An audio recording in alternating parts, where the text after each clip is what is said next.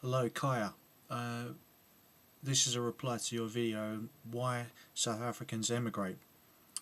As you can tell from my accent, I'm English, but the whole problem of South Africa's crime has come to my attention through the news, and I started making some vids on that. So anyone who watches this can check it out.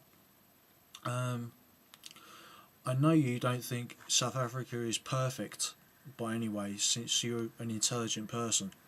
I supported Mandela in the 1990s, okay, but I had no idea that the violence involved in that struggle was so severe.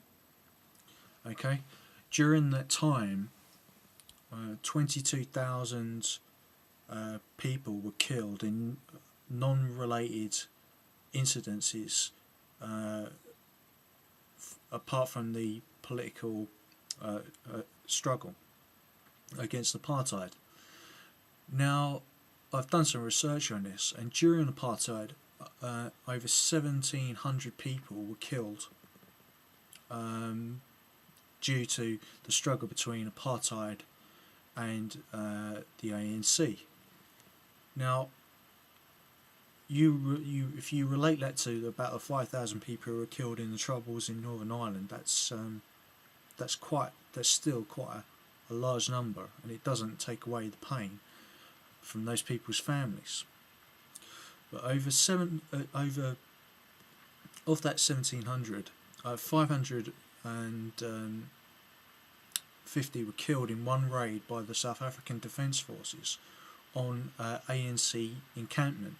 And the ANC encampment in question wasn't producing leaflets, they were producing soldiers or insurgents to fight, I should say. Now you can say that this is not terrorism, because of course the South African government, who supported apartheid, were using terrorism against the people. Okay, so both sides have used terrorism. So you can say that the ANC were in fact counter-terrorists, because they were using the tactics of terror against terror. So counter-terrorists. So both sides can say that. But now you've got them as a government in power. Okay, since 1994. And yet the question that you brought up is significant, because the woman in question, who was horrendously raped, tortured, you said she knew her attackers, and most people do know their attackers. So although 52,000 Afrikaners on the Cape Coast, the Cape Dutch as the Boers call them, were killed have been killed since 1994, and 3,000 Boer families have been killed. The 22,000 people who were killed during the apartheid era, who were not related to anything to do with the apartheid struggle. Only 1,000 people of those were not Bantu. Okay.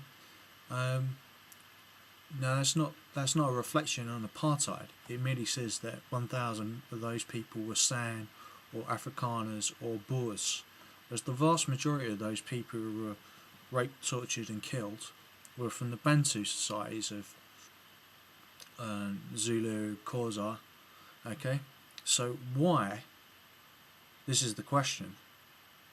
Why, if the ANC have the Xhosa and the Zulu as their core supporters and had some influence over those areas, more than the South African government at the time during apartheid, and since 1994, the thousands of murders that have happened, 45, 47 a day on average,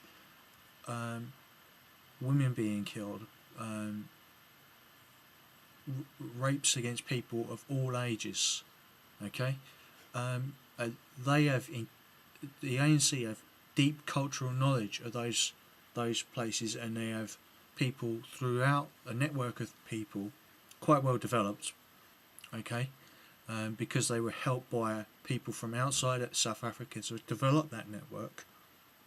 Why are they not able to stop the endemic crime, torture, rape and murder of people from in the Bantu communities, the Bantu nations? Now, and why would anyone who is an Afrikaner or a Boer want the ANC to be in charge of policing for them?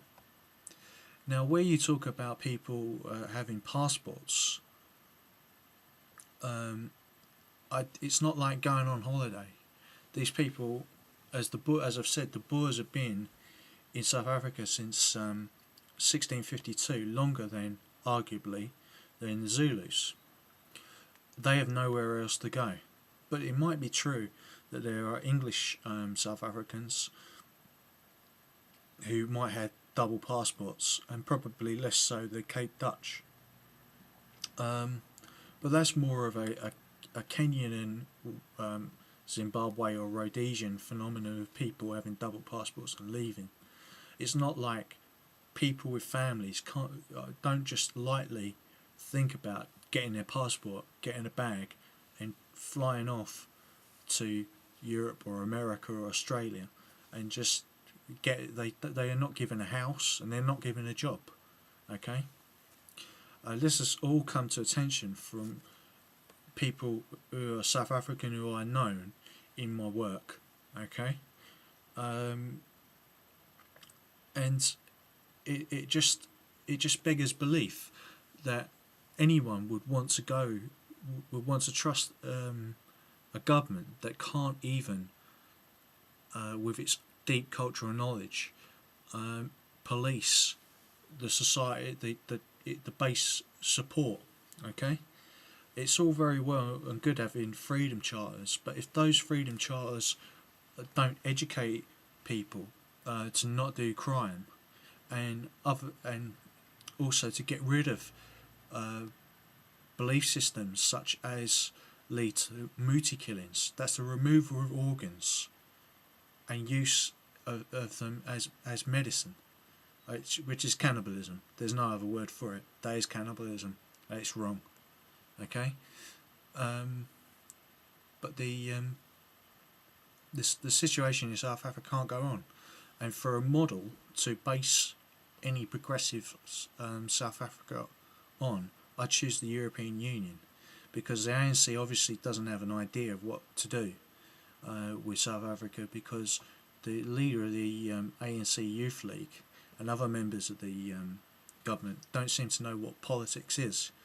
The ANC Youth League leader said that he was a nationalist and an aspiring communist, but nationalism is only about affirming your culture and your right to exist.